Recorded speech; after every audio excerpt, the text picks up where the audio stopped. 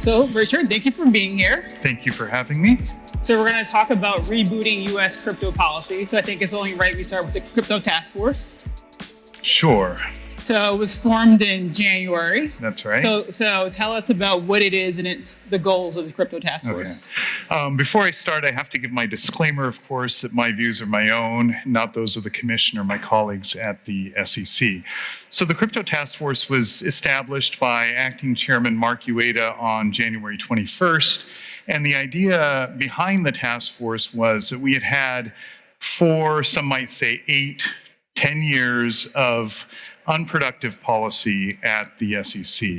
And we had a lot of catching up to do, a lot of hard work to do. Acting Chairman Ueda and Commissioner Peirce thought that it was important to have a central body within the agency to try to right the ship. And so we have about 15 people from various parts of the agency work with various types of expertise working to figure out how we can develop a proactive crypto policy that will enable innovation in this market to thrive. Got it. And can you talk about some of the things that the Crypto Task Force has done? So from the beginning, we wanted, and this was Commissioner Peirce's vision, to have a process that was open and transparent, that was outward-facing, and that involved copious engagement with members of the public. And so one of the first things that we did was announced 5 roundtables, our spring sprint toward crypto clarity, that ran from, I believe, the end of March until early June. We also, the commissioner put out, I think at the end of February, a statement that had a number of RFI questions, I think 48 or so, very detailed RFI questions, and we opened what is essentially a public comment file where anybody from the public could put in written input dealing with the issues that Commissioner Peirce has raised or any other issues. I think as of this morning, we have received over 240 submissions to that file. And I highly urge, if you haven't been to that part of our website, sec.gov, go to the Crypto Task Force webpage, scroll down. There is a link for written input. It's a wonderful source, encyclopedic source of information from all parts of the industry and from skeptics as well. And then the other thing that we wanted to do was to meet with folks who are working in this space. And the approach we took was that these meetings would be made, and the agendas for these meetings and the fact that they had happened would be made public. And so we've asked people when they request a meeting to submit an agenda. That agenda is posted to the website after the meeting has occurred, and so you can go through and see who we've met with. And I believe as of this morning, we've had 184 meetings, wow, which is a lot of meetings. Yep. And thank you. Has anyone here met with the Crypto Task Force?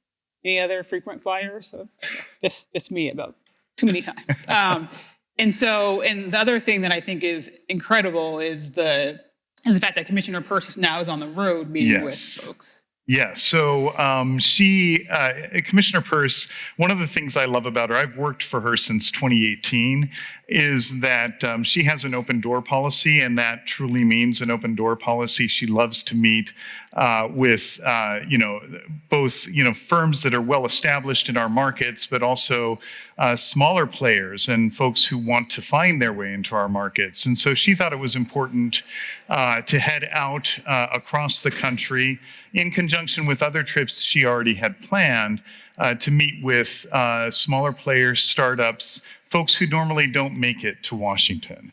And I believe that she's had 4 of these already, and there are 6 or 8 more scheduled through the end of the year. And feedback for those has also been very positive. Excellent. And so what's next for the Crypto Task Force? So there's a lot of work to be done. We have been busy. The Division of Corporation Finance has put out a series of statements over the past 7-8 months almost.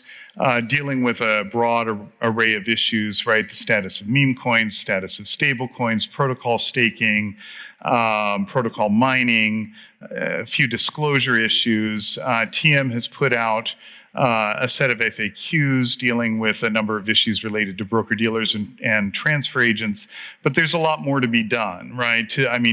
For example, to the extent that a token is offered to the public as part of a fundraising, right, and therefore offered subject to an investment contract, there are certain disclosures, perhaps, that may need to be made in conjunction with that offering. So there's a whole set of rules that need to be built out for these tokens to the extent that they are connected to a security offering, and then defining kind of when that token breaks away from the investment contract. These issues are also being dealt with on the Hill, so Congress may very well have the last word here, but until legislation is in place, we feel it's important for the Commission to be thinking about and working on these issues. There's a whole host of issues on the trading and market side as well, and then in the context of the Investment Company and Investment Advisor Acts, there are questions around custody. Mm-hmm. And so the other big initiative is Project Crypto, right, which Chair Atkins announced at the end of July. So what is that initiative? So that initiative really is charting the path and sending a message both to the public and to the staff at the agency about what the chairman's agenda for this space is. And, we've already talked about, how to deal with crypto assets when they're used in fundraising, ensuring that folks are able to self-custody. The chairman articulated that as a fundamental American right and value. There are questions around how to facilitate the use of this technology in our traditional markets, whether that's through tokenization of traditional assets or incorporating the technology into the operations of our regulated entities. The chairman also mentioned the possibility of an innovation exemption, as well as what he called a super app, right? Which you can, there are a couple of ways of looking at what a super app might be. And I think where the chairman's emphasis is on kind of allowing folks to do essentially one-stop shopping for assets in the crypto space and also perhaps in the traditional space, which we can get to in a moment. Excellent. And so there's a lot of interest in the innovation exemption. It's actually kind of mentioned in a couple of different speeches before Project Crypto. So any update on the parameters around it or timing of it? So we're working on that. I think if you go back to the chairman's speech in July, one of the things he said, and I think this is really important, is an exemption that would allow firms that have innovative ideas, whether they're established firms or new firms just coming into the space, to get those ideas essentially up and running very quickly. The idea, I think, would be to facilitate or to the extent possible, right, minimize the regulatory cost of entry into our space. One of the challenges, as the last several years have indicated, right, for a long time you had an agency that was saying that these tokens are securities, but there was no clear way to comply with our regulatory framework. I think one might make a similar argument on the tokenized security side, in the sense that it's not immediately clear, I think, to many, how our exchange regulatory framework or the Reg ATS for alternative trading systems would apply, for example, to an automated market maker that's operating in a more or less decentralized fashion. So these are questions that may be easier to answer. And again, this is not predicting anything, just reflecting my thoughts on this, may be easier to answer if we have firms operating in a way that is legible to us as regulators. Mm-hmm. Excellent. No, I think that's definitely welcome. I mean, how do you think right now, as you can probably see on the SEC's website, there's a bunch of firms talking about trying to get various exemptions. And so if you're a firm thinking about asking for an exemption, how do you think about tailored relief for a particular firm versus the innovation exemption? So folks wait for the innovation exemption, or does it make sense to kind of dual track it? So I think, we welcome engagement from folks who have ideas. And I would say two things. One, right, your engagement with us may help form our thinking about what an innovation exemption should look like.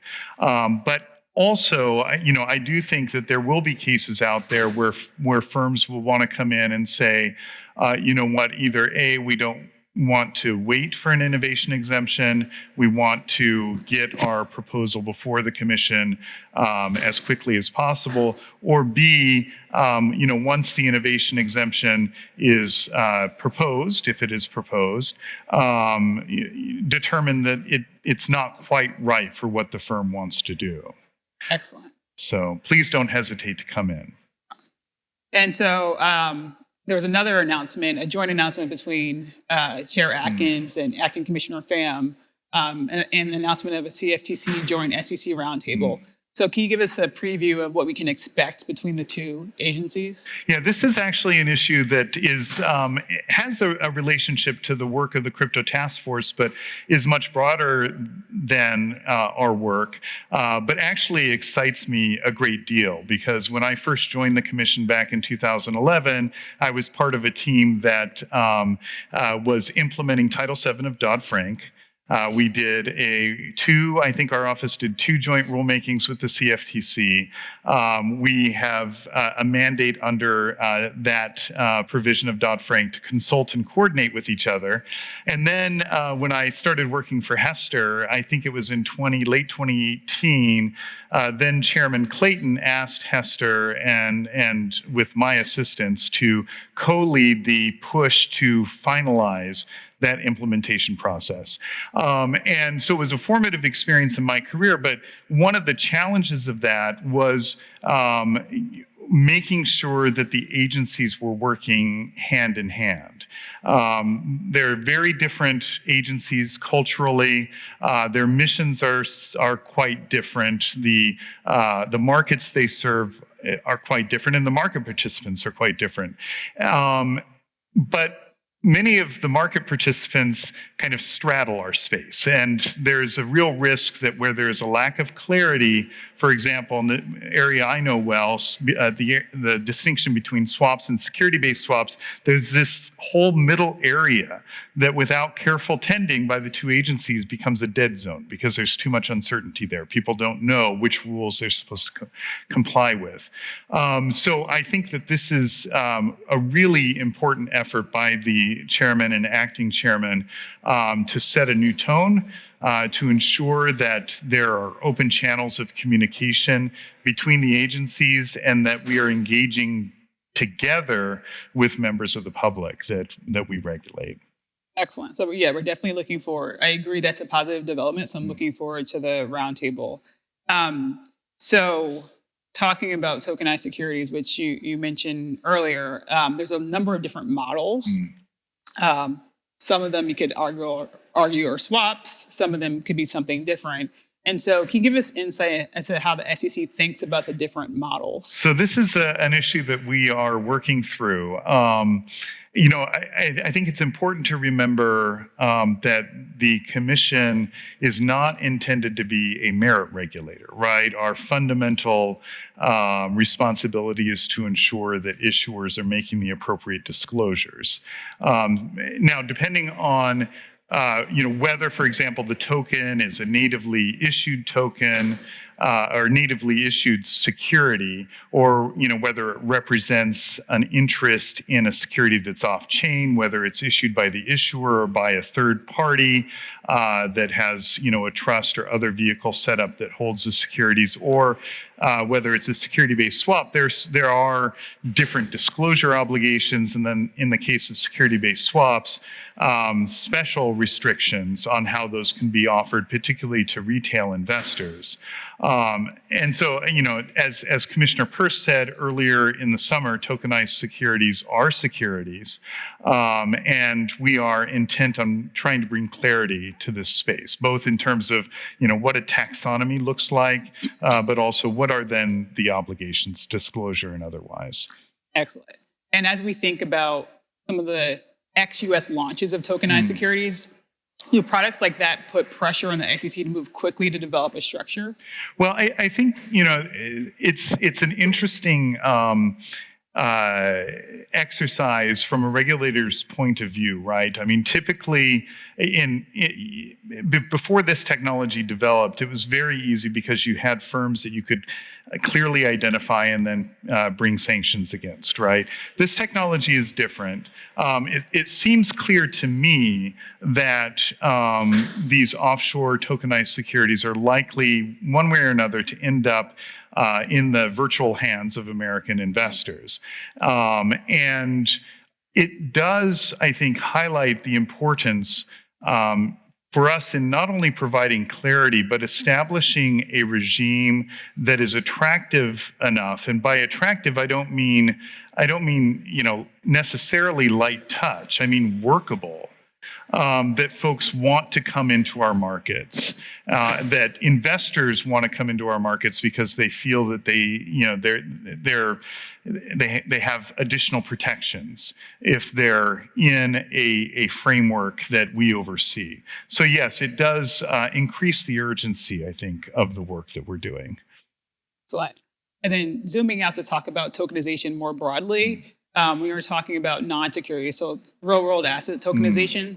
Can you give us insight as to when the SEC may have jurisdiction over those types of tokenizations? Yeah, so I'll preface what I say here by first noting that I'm not a 33 Act lawyer, and so take what I say with a grain of salt. But I think the way to look at this is, right, if we're talking about something that is not a security, and that is tokenized, and the interests in that object, whatever it is, are then fractionalized. Right, the question really, in many ways, kind of returns to a Howey analysis, right? Is this an investment contract? And for that, you need to look at, whether there is some kind of managerial efforts going into increasing the value of the assets, perhaps maintaining the value of the assets, right? There's case law suggesting that mere custodying of the assets is probably not sufficient to transform those interests into a security. But if you have somebody curating, for example, a collection of art, or ensuring that a piece of art is maintained, perhaps, doing things to promote awareness and interest in that piece of art, then it begins, I think, to look more like security. But it's a facts and circumstances determination that may require the involvement and payment of attorneys' fees, I hate to say. So. And do you think we can expect some guidance as to where the lines? Yes, I think that is very likely. Certainly, we are busy identifying areas where further clarity is needed, and this, I think, is one of them. Excellent. Well, thanks so much for all the work the task force is doing. I was talking to Richard backstage, and the roundtables during the viewing, I heard they have 10,000 people viewing them, but there was one that I saw, the tokenization one, it was reposted and they had 23,000 people view it. So thank you for all the work that you're doing with the task force. Thank you for all the meetings. And any final comments before we wrap up? No, I just urge all of you to continue to engage with us, and both via written input and meeting requests. Let us know what we're doing right, where we could be doing better, and highlight issues that need to be addressed, because we're eager to do so. Thank you. Thanks so much.